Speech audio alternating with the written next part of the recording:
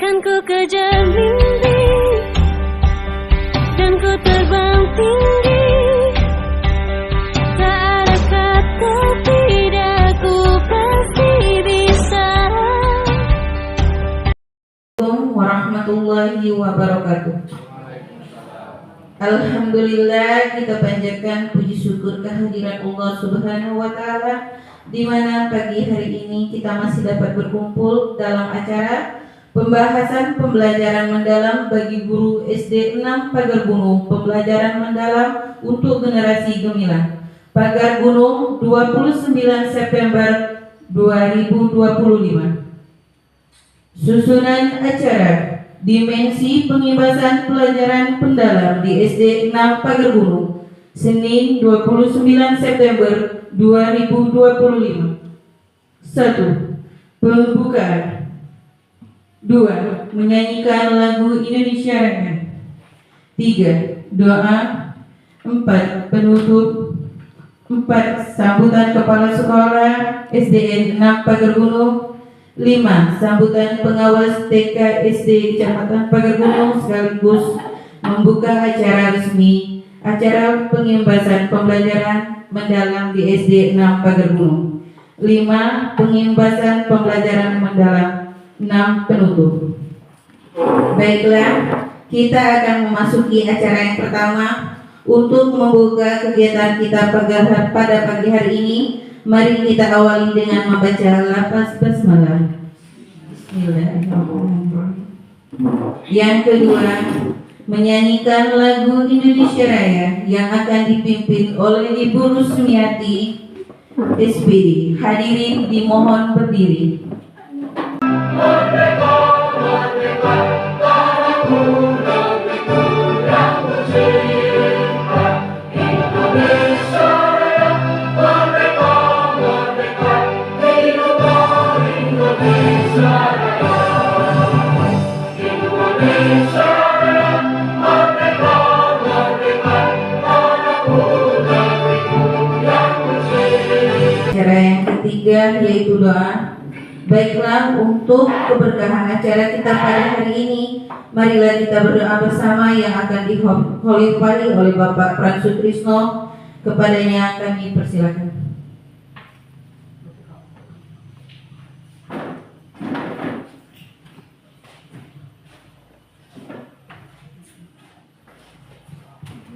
Assalamualaikum warahmatullahi wabarakatuh. Mengharap itu berkat Allah dari Allah Subhanahu wa Ta'ala, mari kita bermunajat kepadanya. Semoga cara kita pada hari ini akan selalu diberkahi. A'udzubillahi minasyaitonirrajim. Bismillahirrahmanirrahim. Alhamdulillahirabbil alamin, hamdan syakirin, hamdan na'imin, hamdan yuafi ni'amahu wa yukafi mazidah. Ya Rabbana lakal hamdu kama yanbaghi li jalali wajhikal karim wa 'azimi sultanik. Allahumma shalli ala sayyidina Muhammad wa ala sayyidina Muhammad salatan tunjina biha min jami'il ahwal wal afat wa taqbilana biha min jami'is sayyi'at wa tutahhiruna biha min jami'il hajat wa tutahhiruna biha min jami'il hadat wa tarfa'una biha indaka 'ala darajat wa tuballighuna bi aqsal hayati min jami'il khairati fil hayati wa ba'dal mamat innaka ya Allah sami'un qaribun mujibud da'wat wa ya qadiyal hadat. Allahumma inna nas'aluka ridhaka wal jannata wa na'udzu bika min sakhatika wan nar. Rabbana la tu'akhidhna in nasina aw akhtana. Rabbana wa la tahmil 'alaina isran kama hamaltahu 'alal ladzina min qablina. Rabbana wa la tuhammilna ma la taqata lana bih wa'fu 'anna waghfir lana. Acara yang keempat, sambutan dari Kepala Sekolah SDN 6 Pagar Gunung kepada Ibu Restini. Kepadanya kami persilakan. Bismillahirrahmanirrahim. Assalamualaikum warahmatullahi wabarakatuh. Waalaikumsalam.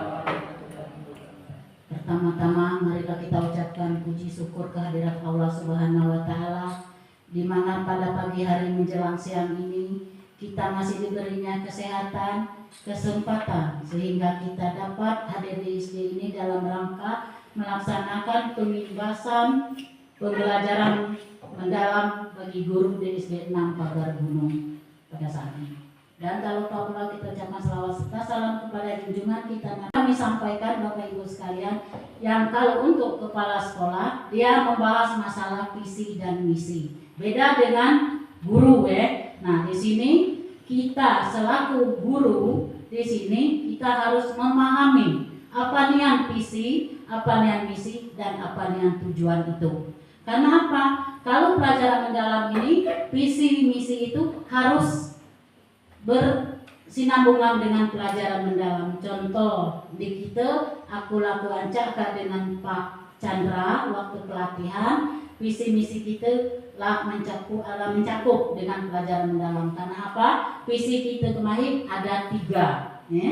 Yang pertama berakhlak yang mulia, yang kedua berprestasi, dan yang ketiga cinta lingkungan. Itu Nah, tujuan visi misi itu bukannya yang di tembok, bukannya yang ini, itu berjalan di kurikulum. Jadi itu sesuaikan apa nih yang visi itu yang sesuai dengan di kurikulum kita SD 6. Nah, sedangkan itu berhubungan dengan rapor pendidikan. Nah, karena apa Bapak Ibu sekalian, kita dapat bus kinerja itu karena berdasarkan hasil rapor pendidikan. Karena rapor pendidikan Penimbasan pembelajaran mendalam bagi guru SD Negeri 6 Pagar Gunung aku buka.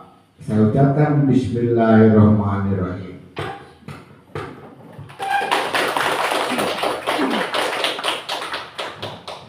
Mungkin ya nanti Bapak Ibu di sini ada pasti.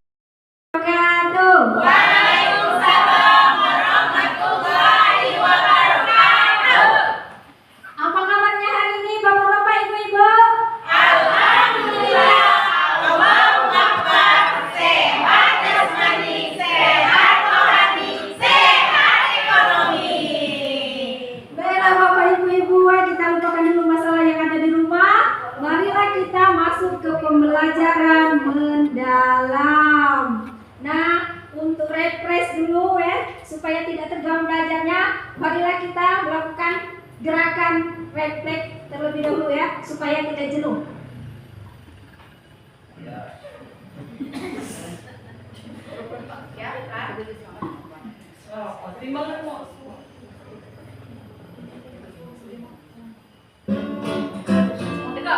Semua ya.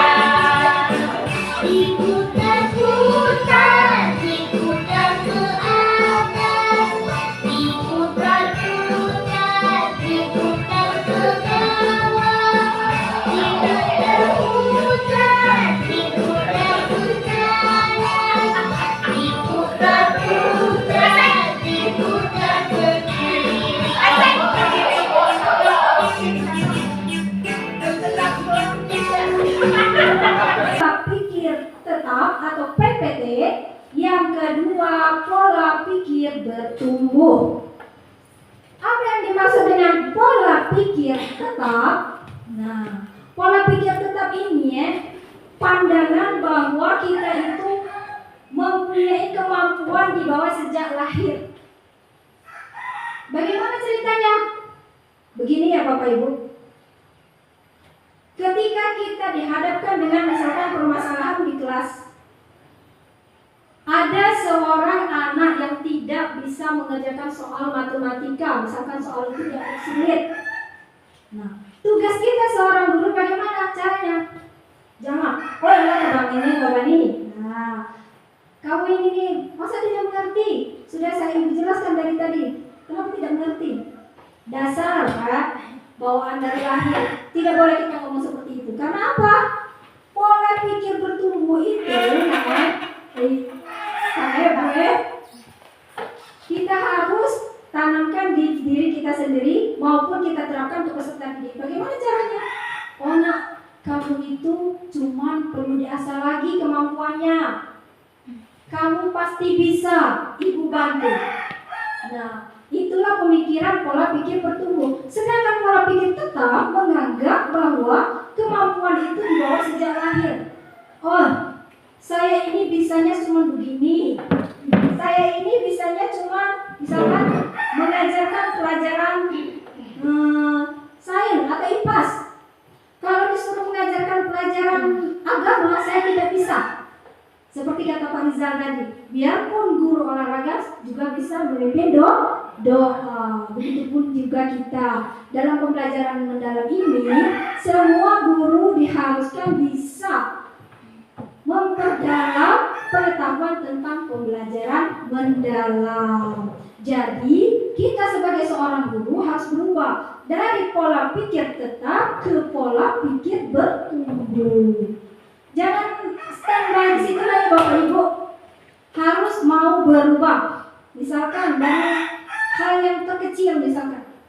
Bu, saya tidak mau memimpin misalkan pengajian, misalkan ada kegiatan pengajian di sekolah. Saya tidak bisa Bu, Ibu saja. Padahal kita punya peluang untuk belajar, sama-sama belajar. Kita manusia ini terlahir dari kertas putih yang kosong. Nah, kita sendiri yang akan merancang apa yang kita bisa serap di diri kita. Berarti kita tentang pola pikir bertumbuh dan bagaimana perencanaan pembelajaran mendalam pada pola pikir bertumbuh. Saya bagikan refleksi kepada Bapak Ibu guru. Silakan Bapak Ibu guru tuliskan apa saja hambatan atau tantangan Bapak Ibu guru selama mengajar di sekolah ini. Silakan tuliskan ya. Bebas.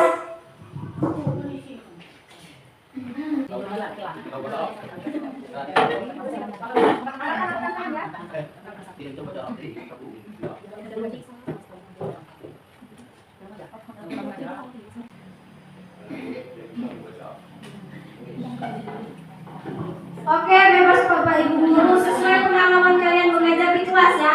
Tuliskan apa tantangan dan hambatan kalian selama mengajar di sekolah ini, baik di kelas ataupun di kegiatan di luar kelas. Silakan kalian tuliskan dalam melakukan pembelajaran di kelas maupun di luar kelas.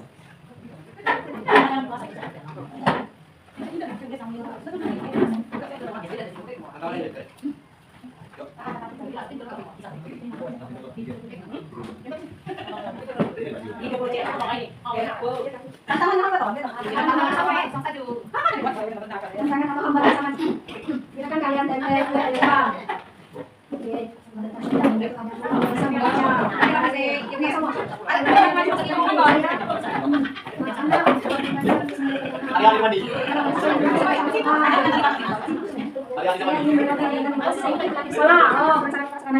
Oke, hambatan.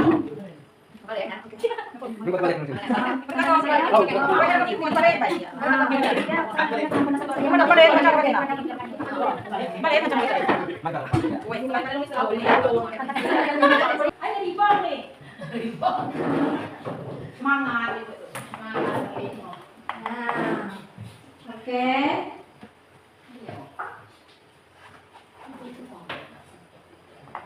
Nah, kita kembali lagi ke materi pembelajaran mendalam tadi dari grow mindset tadi, pola pikir bertumbuh. Yang ketiga, poin ketiga yang kita pelajari yaitu apa konsep. Nah, ini ya, Bapak Ibu. Bagaimana RPP PBB? Jadi rancangan pembelajaran untuk pembelajaran mendalam. Nah, bagaimana kita menerapkan PBB untuk merancang pembelajaran mendalam?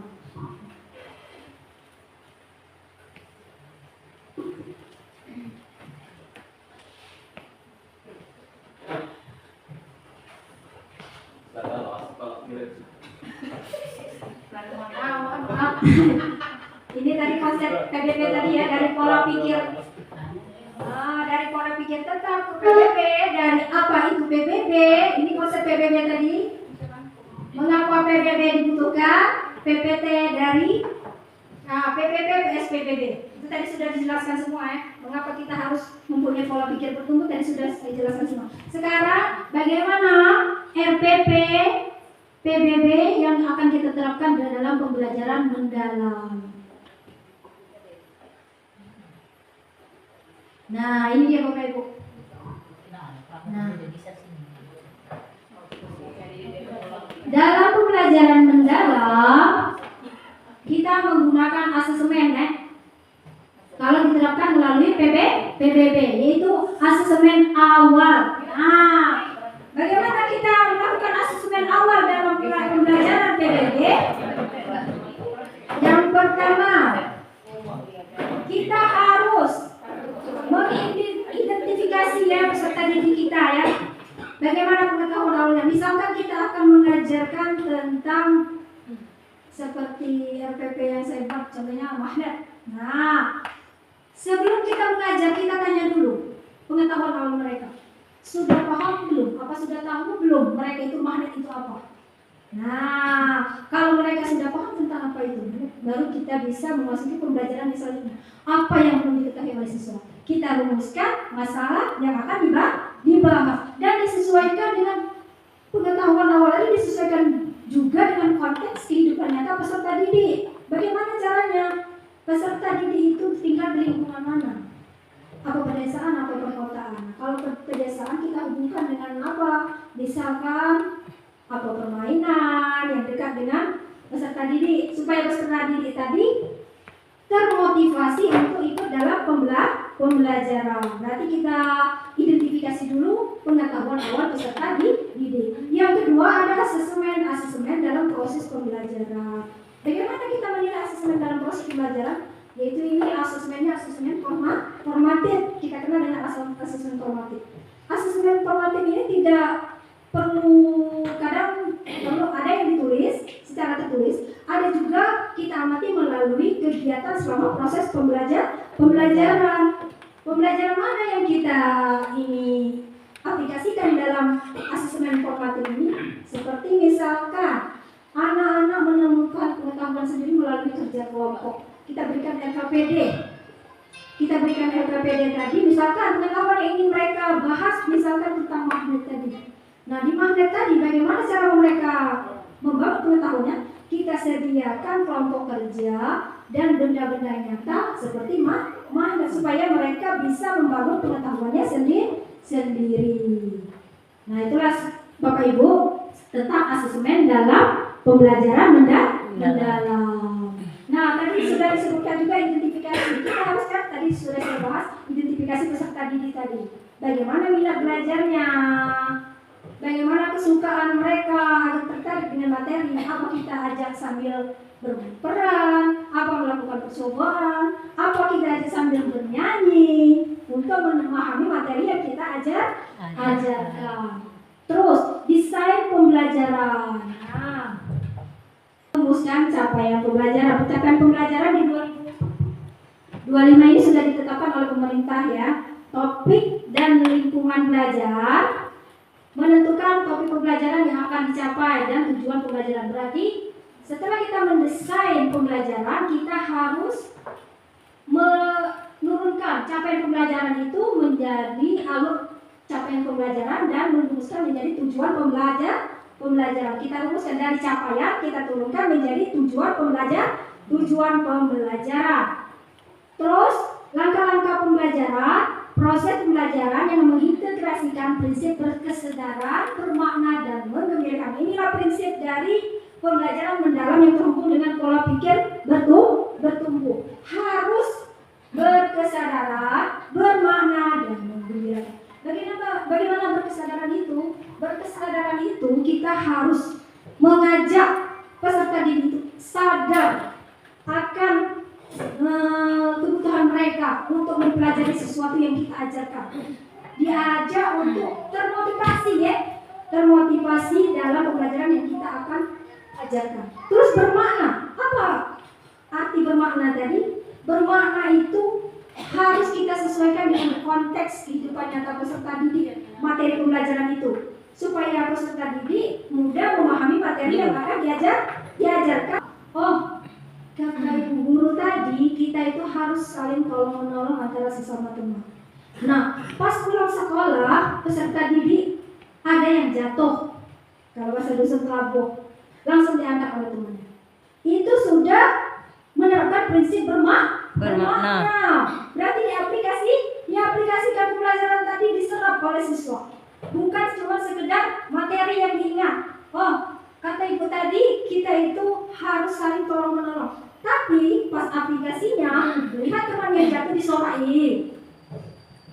Itu tidak boleh. Berarti pembelajaran kita itu belum berhasil. Berarti pembelajaran mendalam ini lebih ke proses dan aplikasinya dibandingkan nilai dari teori yang bisa dijawab oleh siswa. Bukan cuma bisa menjawab siswa itu, tapi harus bisa diaplikasikan ke kehidupannya nyata. Berarti pembelajaran mendalam ini intinya harus kita aplikasikan ke kehidupan nyata peserta didik, bukan sekedar teori. Misalkan di pelajaran agama, murid belajar sholat, apa semua gerakan sholat dari akhir sampai dari awal sampai salam. Tapi apa aplikasinya di rumah? Tidak pernah sholat. Berarti pembelajaran kita belum berhasil. Bagaimana caranya kita agar siswa itu mempunyai kemauan untuk sholat? Itu intinya Bapak Ibu ya. Bukan sekedar pintar mengisi teori atau evaluasinya kita berikan secara tertulis. Berarti mereka harus mengaplikasikan apa yang sudah didapat dari sekolah.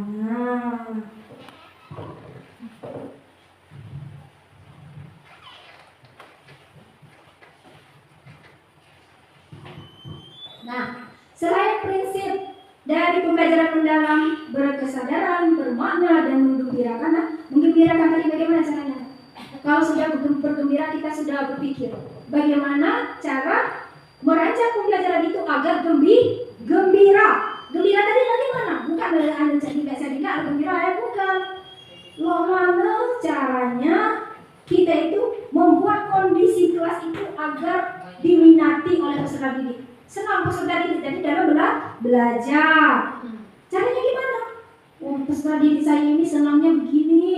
Senang kalau belajar itu sambil nyanyi. Berarti kita buat pelajaran tadi dalam proses bernyanyi. Oh, peserta didik saya itu aktif, sukanya gerak-gerak terus. Oh, kita lakukan percobaan. Nah, di kelas itu. Begitulah cara kita mengkondisikan prinsip berkesadaran, bermakna, dan menggembirakan, terutama yang menggembirakan tadi ya. Nah, itulah kira-kira ya. Yang kedua, pengalaman belajar. Pengalaman belajar ini ada 3 ya Bapak Ibu. Yang pertama, memahami. Yang kedua, mengaplikasi. Yang ketiga, merefleksi. Tidak beda jauh sebenarnya dari kesadaran, bermakna, dan menggembirakan tadi. Memahami tadi bagaimana cara kita untuk mengkondisikan pembelajaran yang akan kita lakukan supaya peserta didik itu paham akan pelajaran yang akan kita ajarkan. Yang kedua, mengaplikasi. Nah, yang saya contohkan tadi, misalkan di pelajaran IPA kelas 5 misalkan penghematan energi. Kalau kita di rumah itu kalau sudah siang lampu dimatikan, keran air kalau sudah dipakai ditutup. Nah, tapi pada kenyataannya selesai belajar siswa masih lampu menyala pada siang hari di rumahnya. Terus misalkan tadi keran air dibiarkan tetap menyala air kan, itu tidak menghemat sumber daya. Berarti murid tidak bisa mengaplikasikan pembelajaran yang mereka peroleh. Terus merefleksi. Refleksi ini terbagi 2, refleksi guru dan peserta didik. Nah, peserta didik juga bisa merefleksi diri sendiri. Apakah saya sudah berhasil dalam pembelajaran ini? Nah, berhasilnya tadi itu apa? Bukan sekedar bisa mengisi pertanyaan yang diberikan oleh ibu guru, tapi bisa mengaplikasikan. Guru juga perlu refleksi dalam pembelajaran yang mereka ajarkan. Apakah peserta didik tadi sudah mencapai kriteria ketuntasan yang kita ingin capai sesuai dengan tujuan pembelajaran yang kita terapkan tadi yang kita buat. Nah, kalau belum berhasil, makanya kan kita perlu melakukan remedial, bekerja sama dengan rekan-rekan di sekolah. Nah, begitulah Bapak Ibu tentang prinsip growth mindset. Saya sudah capek. Nah, yang kedua konsep dan kerangka kerja PM. Nah, bagaimana konsep dan kerangka kerja PM itu? Mudah Bapak Ibu, ada rumusnya prinsip dan kerangka kerja PM. Yang pertama, pengertian pembelajaran mendalam. Apa pengertian pembelajaran mendalam itu? Pembelajaran yang memuliakan. Nah, memuliakan tadi apa? Memuliakan dengan menggunakan prinsip berkesadaran, bermakna, dan menggembirakan, yaitu dengan olah hati, olah pikir, olah rasa, olahraga. Nah, itulah pengertian pembelajaran mendalam yang mencantumkan juga pengalaman belajar seperti mengaplikasi, memahami, mengaplikasi, dan merefleksi. Nah, apa saja kerangka pembelajaran mendalam? Ini ada kerangka pembelajaran mendalam ya Bapak Ibu. Nah, kerangka pembelajaran mendalam udah rumusnya 8334. 8 itu apa? 8 dimensi profil kelulusan, 3 prinsip belajar, 3 pengalaman belajar, dan 4 kerangka pembelajaran pedagogis. Nah, ini ya Bapak Ibu.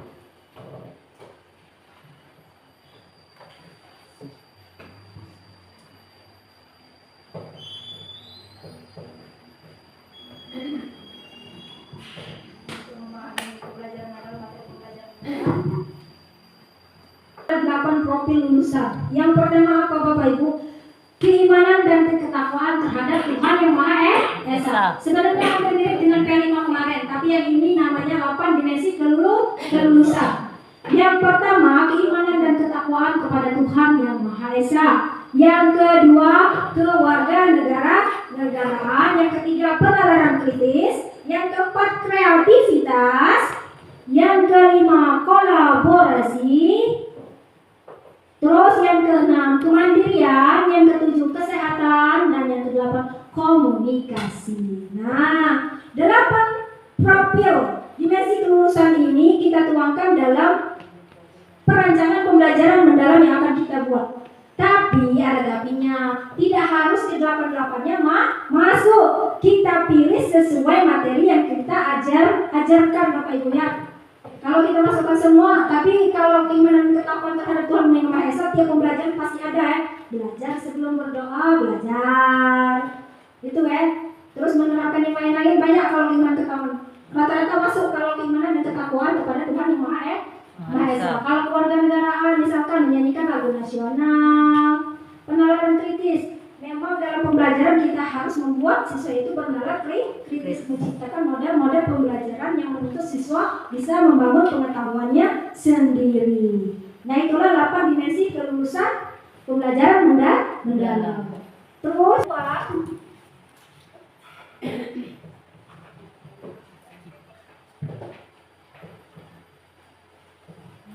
pembelajaran mendalam. Yang pertama berkesadaran, yang kedua bermakna, yang ketiga menggembirakan. Tadi sudah saya jelaskan tadi ya tentang berkesadaran, bermakna, dan menggembirakan. Terus ada lagi 3 pengalaman belajar. Dan menggembirakan harus tertuang dalam perencanaan pembelajaran mendalam kita. Kalau dulu kita namai dengan modul ajar, tapi sekarang bukan modul ajar lagi Bapak Ibu ya. Perencanaan pembelajaran mendalam atau PPM namanya. Nah, ini 8 dimensi tadi sama prinsip pembelajaran berkesadaran bermakna harus tertuang dalam PPM kita atau perencanaan pembelajaran mendalam kita. Caranya gimana? Oh, jadi yang pertama, yang tadi berkesadaran bermakna menunjukkan harus ada ya. Tapi yang ini pengalaman belajar. Pengalaman belajar masuk di mana? Masuk di langkah-langkah kegiatan kita. Berarti pengalaman belajar ini seperti memahami, mengaplikasi, dan merefleksi masuk ke dalam kegiatan pembelajaran kita. Seperti apa? Nah, seperti memahami ada di kegiatan awal. Terus di kegiatan intinya mengaplikasi, kegiatan akhir merefleksi. Kalau dulu namanya pendahuluan, inti dan penutup. Kalau sekarang namanya memahami, mengaplikasi dan merefleksi namanya. Itu masuk di langkah-langkah kegiatan. Nah, berarti Bapak Ibu harus ingat kalau pengalaman belajar itu masuk di langkah-langkah kegiatan kalau kita membuat PPM, perencanaan pembelajaran mendalam.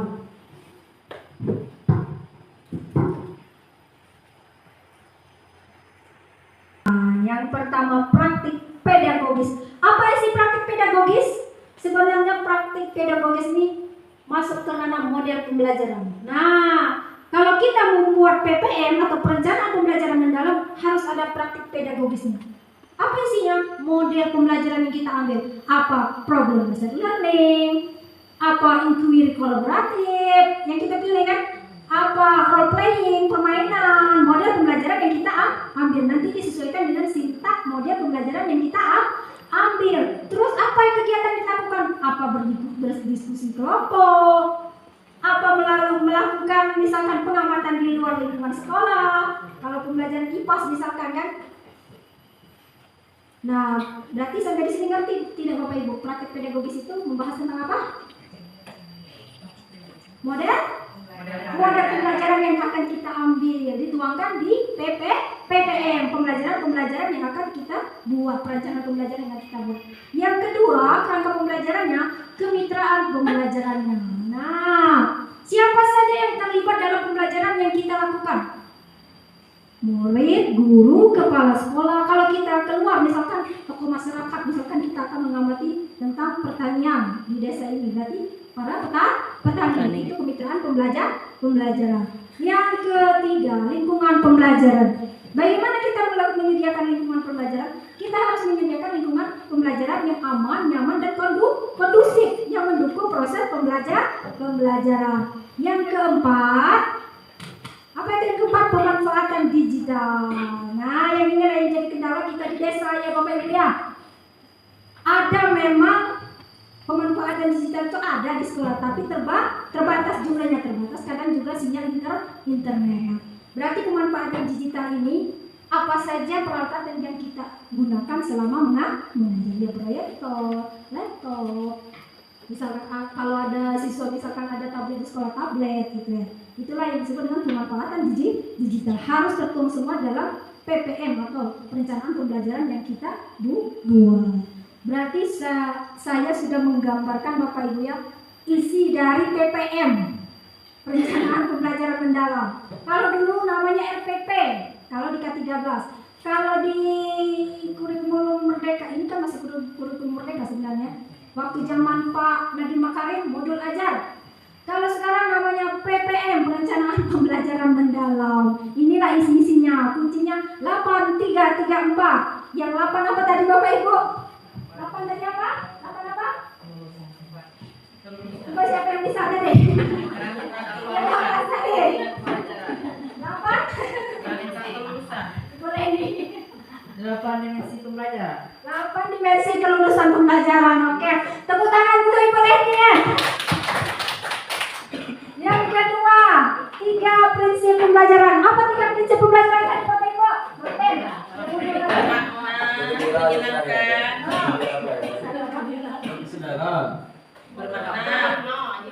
Bermakna, bergembira. Oh ya, tepuk tangan untuk pengerti. Berkesadaran, bermakna dan menggembirakan. Lagi 3 pengalaman belajar. Nah, ini yang penting. Apa saja 3 pengalaman belajar tadi? Apa saja? Kalau bisa dikasih permen. Apa 3 pengalaman belajar tadi yang harus dituang dalam PPM? Memahami, motivasi. Oh, pintar ini. Merefleksi. Oke, pintar Bapak. Memahami, mengaplikasi dan merefleksi. Oke, itu pengalaman belajar. Nah, yang keempat yang terakhir apa? Kerangka pembelajaran praktik pedagogisnya. Ada 4 tadi apa saja Bapak Ibu? Kerangka pembelajaran, lingkungan pembelajaran dan pemanfaatan digital. Itulah komponen PPM ya. Jadi kalau supaya kita tidak malu ya, kita kan sudah mengimbaskan tentang PM ya, dapat bos kinerja, katanya bos kinerja. Paham. Insya Allah, alhamdulillah kalau insya Allah mengarah ke paham. Sedikit di awal, asesmen pada awal pembelajaran. Bagaimana kita menerapkan dalam PPM kita? Caranya? Pak Pran? Apa Pak Pran? Misalkan masuk ke materi tentang agama, misalkan sholat misalnya sholat. Nah, kita tanya dulu siswa itu, sebatas mana pengetahuannya tentang sholat? Apa tahu tentang mengucapkan itu sholat saja? Apa sudah tahu bacaannya? Apa sudah mengerjakannya? Nah, dari sini kita bisa merumuskan apa yang akan kita pelajari dalam materi sholat dan tujuan pembelajaran serta rancangan pembelajaran yang akan kita buat. Itu asesmen awal. Asesmen awal ini biasanya kita buat pada awal bab. Misalkan pelajaran agama itu misalkan di bab 3. Bab 3 itu kan banyak materi-materinya ya Bapak Ibu, Ibu Zakia. Banyak ya, bukan tentang sholat saja kan. Berapa dalam satu bab itu bisa 4 materi atau 3 materi yang akan kita pelajari. Berarti asesmen awal ini kita lakukan pada awal bab. Nah, awal bab tadi. Yang kedua, asesmen pada proses pembelajaran. Nah, asesmen pada proses pembelajaran ini otomatis kita lakukan ya Bapak Ibu. Biarpun dia bukan melalui soal tertulis, tapi kita mengamati proses pembelajaran yang dilakukan sesuai dengan tujuan pembelajaran ya. Berarti di proses pembelajaran tadi, terutama di kegiatan kita intim, kita amati apakah siswa sudah mampu memahami, mengaplikasikan, mengevaluasi materi yang diajarkan pada saat itu. Nah, seperti misalkan contohnya pemberian LKPD tadi ya, dari mereka presentasi, dari mereka bekerja sama, kita nilai, bukan sekedar nilai hasil akhir Bu ya, salah. Pembelajaran mendalam itu bukan sekedar melihat hasil akhir, tapi dari proses pembelajaran yang dilakukan dalam proses pembelajaran. Nah, yang ketiga yaitu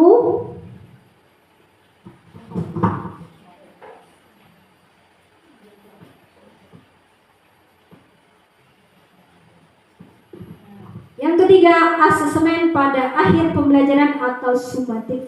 Nah, asesmen pada akhir pembelajaran atau sumatif ini bisa kita lakukan pada yang pertama pada akhir bab. Yang kedua bisa kita lakukan pada saat STS atau sumatif tengah semester. Itu yang dinamakan sumatif. Yang ketiga SAS, sumatif akhir semester. Nah, untuk mengetahui apakah tujuan pembelajaran kita, apakah hasil pembelajaran kita sudah tercapai. Itulah asesmen dalam pembelajaran dalam ada 3. Asesmen pada awal pembelajaran, asesmen pada proses pembelajaran, dan asesmen pada akhir pembelajaran atau sumatif. Berarti diagnosis, formatif, dan sumatif. Nanti kalau ditanya jangan sampai tidak tahu. Berarti kita melakukan STS nanti yang dilakukan pada insya Allah dilakukan pada tanggal. Paham Bapak Ibu? Paham. Insya Allah. Alhamdulillah. Menuju nyala kata saya tadi kan identifikasi tadi mengidentifikasi peserta didik terlebih dahulu ya. Bagaimana minat belajarnya, bagaimana pengetahuan awalnya, itu yang disebut dengan identifikasi. Nah, terus desain pembelajarannya. Desain pembelajaran tadi bagaimana pembelajaran mendalam yang akan kita buat, kita desain seperti apa, dengan model pembelajaran seperti apa yang akan kita lakukan. Terus pengalaman belajar, kita terapkan pengalaman belajar tadi, memahami, mengaplikasi, dan berefleksi. Yang keempat ada asesmen, pasti ada penilaian ya dalam pembelajaran. Kalau dia asesmen bukan pembelajaran namanya ya. Penilaian tadinya lah ada formatif, ada diagnosis, ada penilaian pada akhir semester, ada akhir bab, itu dan disebut dengan penilaian atau asesmen. Di pembelajaran mendalam, saya akan tampilkan contoh perencanaan pembelajaran mendalamnya saja ya Bapak Ibu, supaya Bapak Ibu mengerti ya.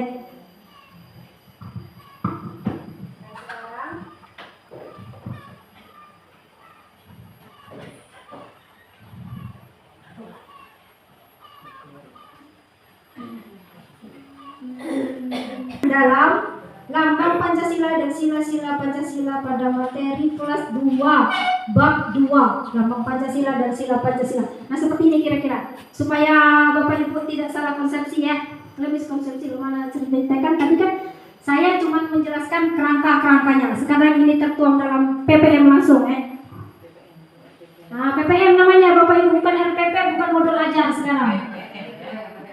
Pelaksanaan pembelajaran Kalau mendalam. mengunduh dari internet PPM, bukan modul ajar lagi. Bukan deep learning ya. Kalau deep learning itu terarah ke model pembelajaran kalau deep learning ya. Bukan perencanaan pembelajaran. Deep learning itu adalah model pembelajaran. Berarti sama dengan problem based learning, itu disebut dengan model pembelajaran. Nah ini yang pertama. Nah masalah ini tadi ya, judul namanya Bapak Ibu ya. Yang di atas tadi sebenarnya, nah ini disebut dengan judulnya perencanaan pembelajaran. Ini saya buat ini RPP-nya dalam 1 kali pertemuan, bukan 1 bab ya. Kalau 1 bab lebih banyak lagi ya, pertemuan pertama, kedua, ketiga, dan keempat. Yang saya tampilkan untuk 1 kali pertemuan Bapak Ibu ya, untuk 1 kali pertemuan. Kalau dalam 1 bab beda lagi, di bawahnya lebih banyak lagi. 1, kedua, ketiga, dan keempat. Nah, yang pertama ada judulnya, yang nama penyusun opsional lah, ada dibuat itu identitas terserah dan buat. Tapi yang penting ini bab berapa, topik apa yang akan kita ajarkan. Yang pertama kali harus kita buat identifikasi peserta didik tadi. Nah, Bapak Ibu, inilah contoh RPP mendalam yang akan kita buat. Nah, identifikasi peserta didik ini ada 4 kategori. Pengetahuan awal. Nah, pengetahuan awal tadi masuk ke asesmen diagnostis tadi. Inilah yang harus kita teliti terlebih dahulu sebelum membuat perencanaan pembelajaran mendalam. Pengetahuan awal, misalkan kalau Watch the clouds roll by, and I start to smile. And as the plane flies past, I give a friendly wave. I'm gonna think about you. What a happy day.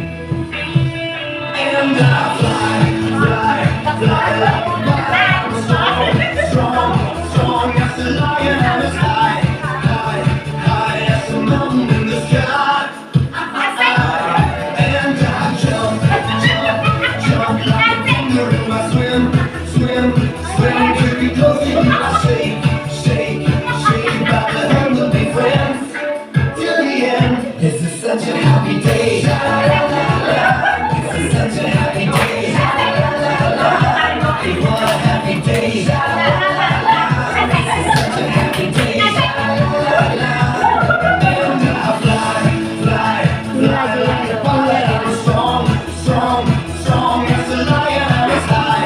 High, high as the mountain in the sky.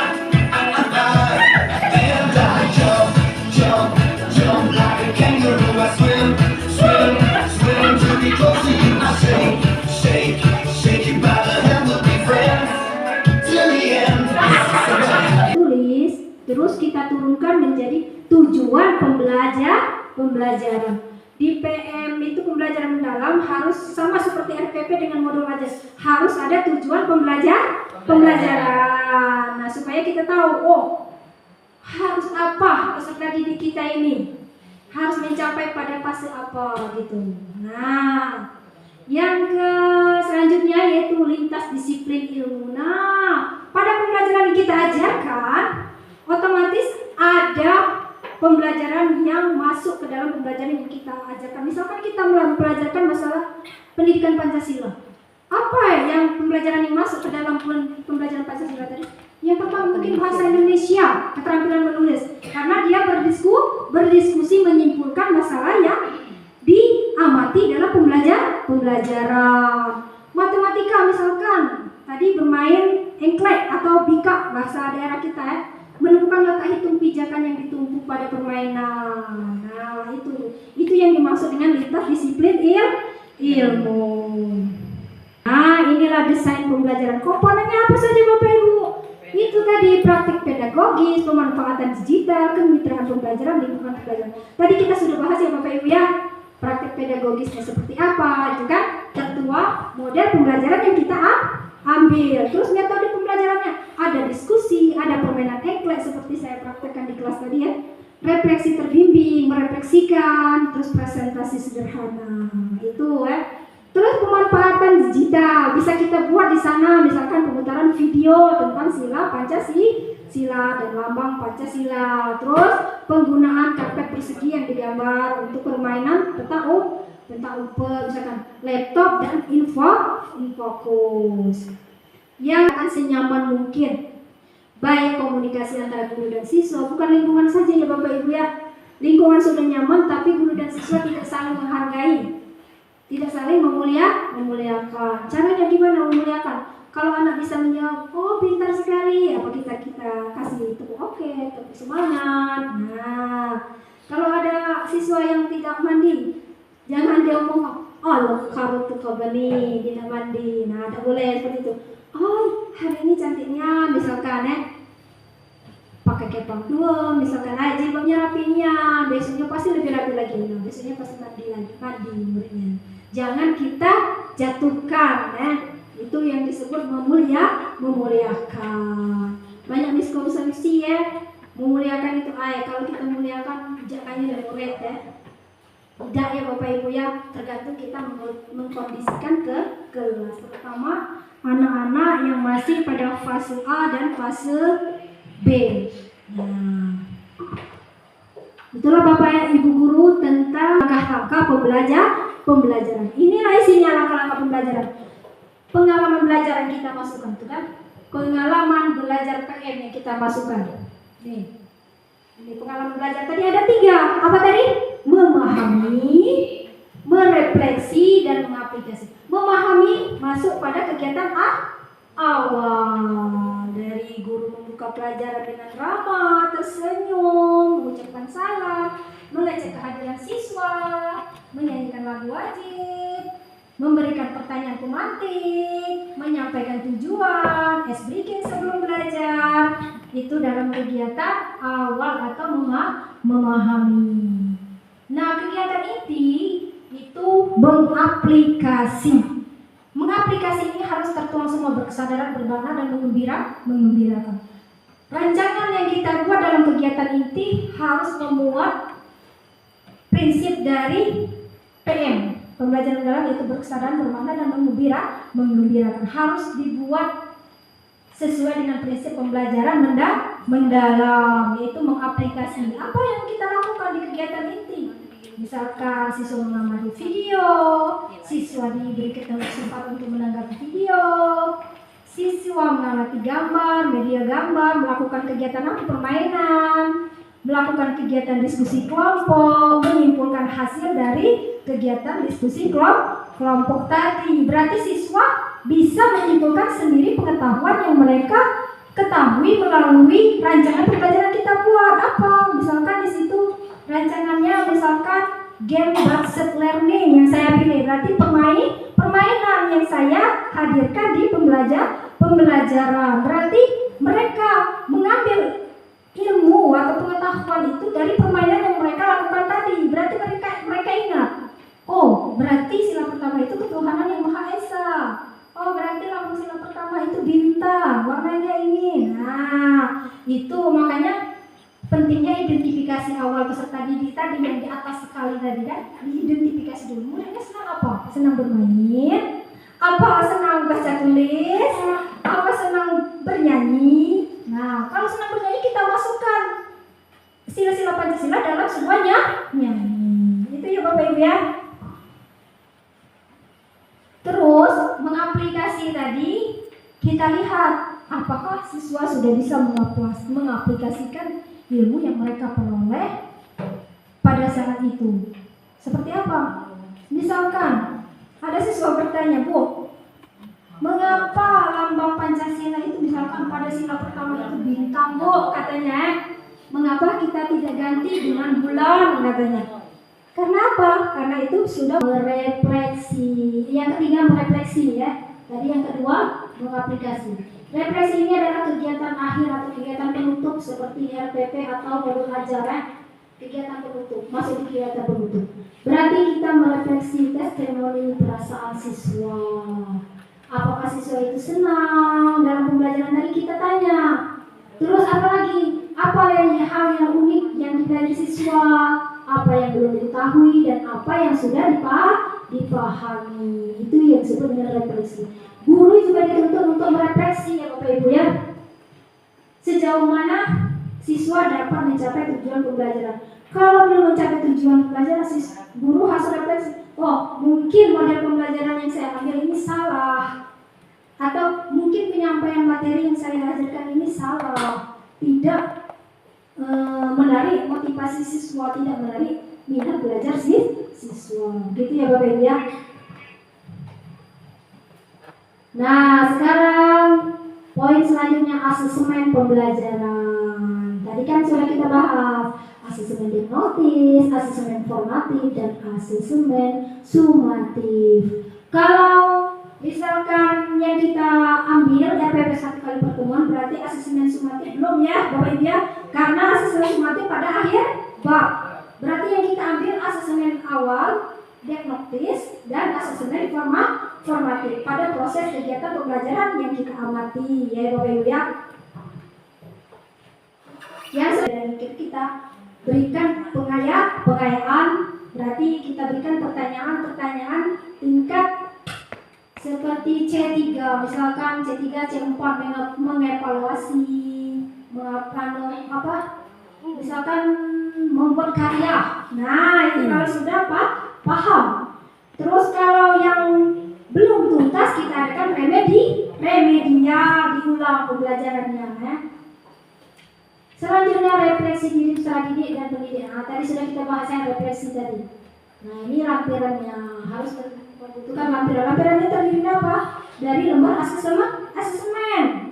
Misalkan LKPD yang kita ambil tadi tentang apa? Sila dan simbol Pancasila. Kita tuangkan di sini.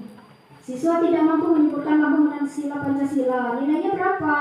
Nah, skornya berapa? Nah, kalau siswa mampu menyebutkan 1 sampai 3 sila Pancasila, skornya berapa? Berarti 50 misalkan. Itu harus kita rancang. Nah, sekarang ada juga evaluasi mandiri. Evaluasi mandiri ini apa kunci jawabannya ya Bapak Ibu ya. Nah, ini kita tuangkan juga. Nah, asesmen sikap. Asesmen sikap kita lakukan dalam pengamatan. Nah, ini dia yang formatif tadi. Kita lakukan pengamatan selama kerja kelompok tadi. Misalkan nama siswanya siapa, disiplin tidak, kerjasamanya bagaimana, tanggung jawabnya bagaimana, kreatifnya bagaimana. Gitu ya Bapak Ibu ya. Segera checklist kalau sikap ya. Nah, selanjutnya ada lembar kerja peserta didik. Nah, ini contoh lembar peserta didik untuk LKPD. Kita rancang sedemikian rupa. Bagaimana caranya kita merancang asesmen itu sesuai dengan tingkat pemahaman peserta didik. Dari yang mulai memahami dulu, bisa mengevaluasi, bisa mengaplikasikan. Ini contoh. Yang selanjutnya contoh evaluasi mandiri. Setiap kita melakukan pembelajaran, otomatis ada evaluasi untuk peserta didik ya, ibu-ibu, bapak-bapak, supaya kita mengetahui tingkat pemahaman peserta didik. Nah, itulah kira-kira isi dari PPE, perencanaan pembelajaran mendalam. Sampai di sini sudah paham Bapak Ibu? Insya Allah. Ada yang mau bertanya?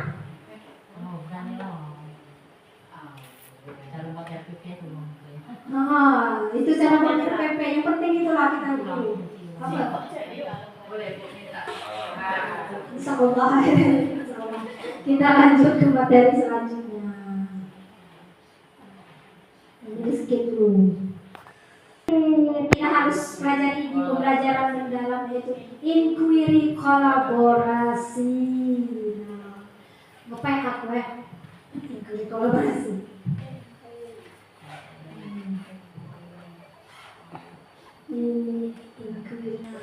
Inquiry kolaborasi ini pendekatan berbasis tim. Nah, Seperti apa Bapak Ibu? Tadi pada awal kita belajar PM sudah kalian refleksikan, tuangkan kendala atau hambatan kalian dalam pembelajaran. Nah ini ada yang di depan ya. Banyak, tapi lebih fokus ke anak tidak bisa membaca. Lebih banyak ke ini masalah kendalanya anak yang tidak bisa membaca. Karena kita SD memang benar. Waktu saya pelatihan di SMP 4, rata-rata kalau tingkat SD menghadapi anak yang tidak bisa membaca permasalahannya. Yang benar sekali. Bukan di SD kita saja ya Bapak Ibu ya, di SD lain juga begitu. Nah, bagaimana kita menerapkan inquiry kolaboratif dalam tim? Nah, seperti inilah. Kalau kita ada kendala di kelas maupun di luar kelas, misalkan kalau di luar kelas menghadapi adanya konflik, caranya bagaimana? Bekerja sama antar tim, melibatkan guru, kepala sekolah, wakakurikulum, misalkan semua anggota di sekolah itu kita libatkan. Kita pinta pendapatnya. Oh, Bapak Ibu, bagaimana cara misalkan menyelesaikan masalah ini? Anak ini tidak bisa membaca. Bagaimana program yang akan kita lakukan? Kita berdiskusi dengan kepala sekolah, guru dan rekan-rekan sejawat kita. Berkolaborasi itulah disebut dengan inquiry kolaboratif. Ini ya apa langkah-langkah pembelajaran inquiry kolaboratif itu seperti ini.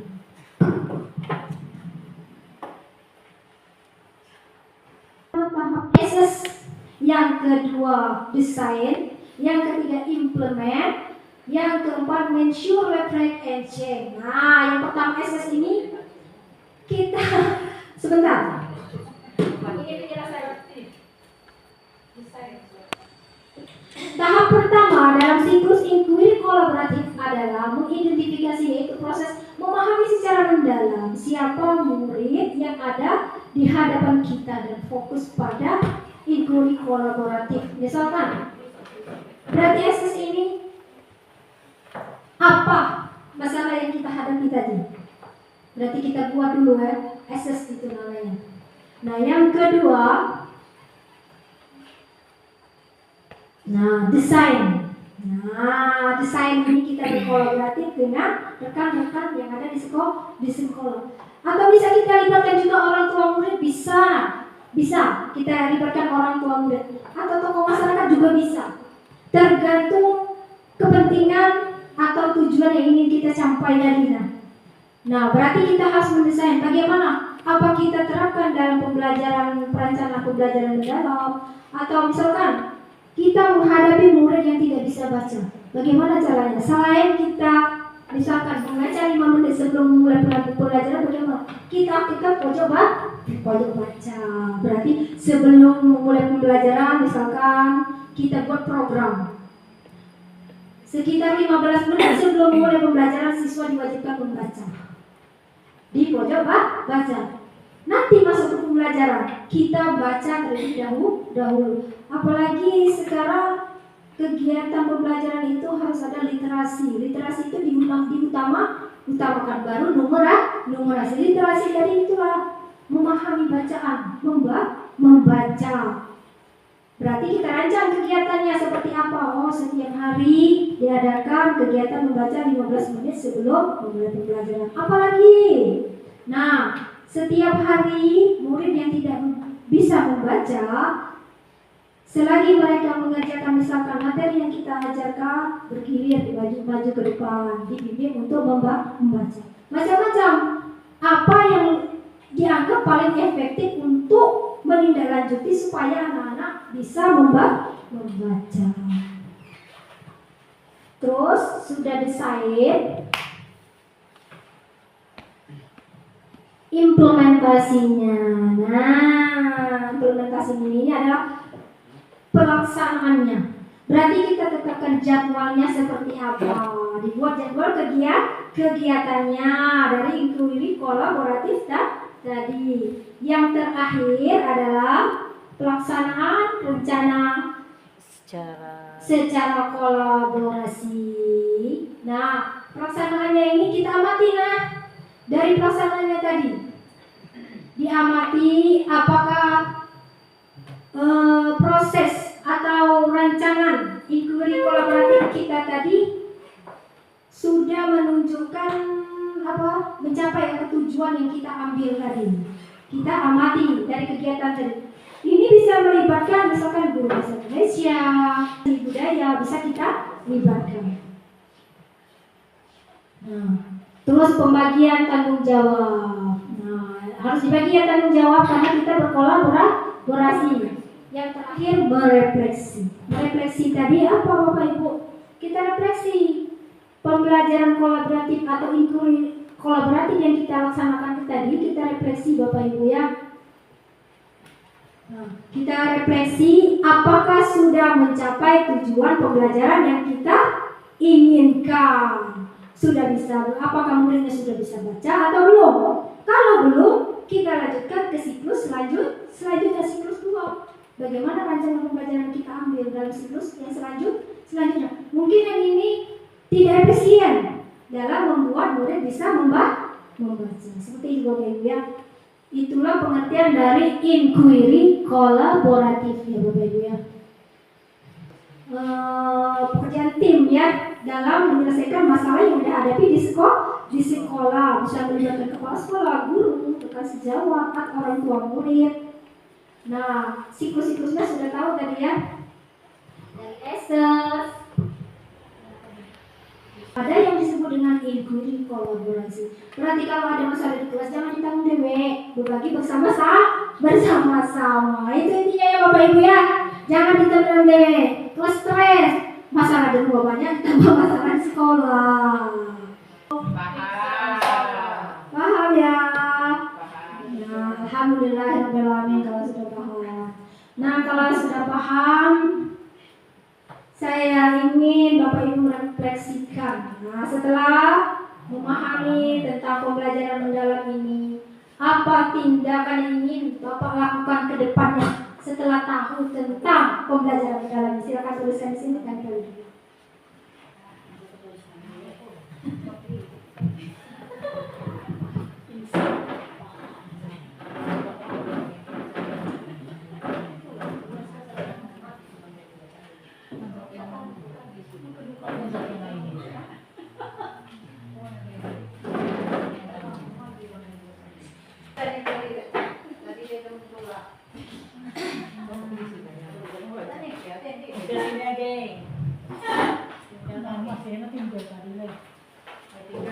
Bagian bawahnya ya Bapak Ibu, bagian refleksi akhir.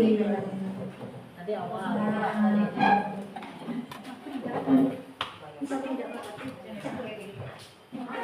Belum capai dengan itu.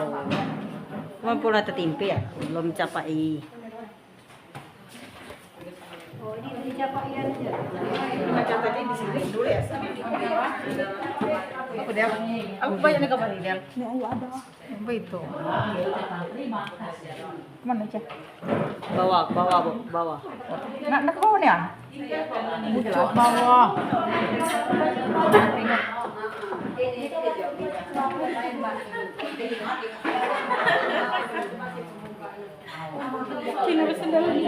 Apa yang akan Ibu lakukan setelah mengetahui? Assalamualaikum warahmatullahi wabarakatuh. Waalaikumsalam warahmatullahi wabarakatuh. Alhamdulillah pada hari ini kami beserta guru-guru SD 6 Pagar Gunung mengucap terima kasih kepada kepala sekolah, kepada Tutor.